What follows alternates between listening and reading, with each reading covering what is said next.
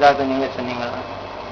யாதவ மக்களுக்கு விழிப்புணர்வு கொடுக்க தான் வந்திருக்கேன். Correct correct. உங்களுடைய நோக்கம் தமிழகத்துல கரெக்ட் அரசியல் அங்கீகாரம் இல்லாம இருக்காங்க. சரி சரி. அந்த விழிப்புணர்வு கொடுக்கறதுக்காக தான், அந்த இறந்து விட்ட அதிகாரத்தை மீட்டெடுக்கிறதுக்காக தான் நான் வந்திருக்கேன். சரி.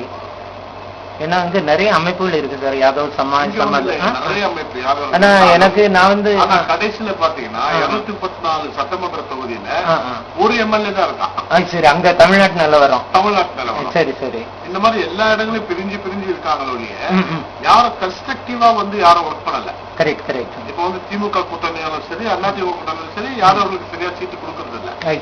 இந்த முறை தேர்தல்ல 2 பேரும் 25 சீட்டு ஒதுக்கணும்ன்றதுதான் என்னுடைய கோரிக்கை. Correct correct. அது உங்களுடைய தமிழ்நாட்டு முறைப்படி.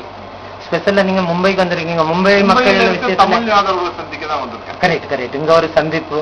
கரெக்ட். தமிழ்நாட்டுல உங்களுடைய அந்த இது அந்த இது 25% அப்படி இது வேணும் அப்படிங்கிறது. சீட்டுக்காக என்ன 25 சீட், 12%.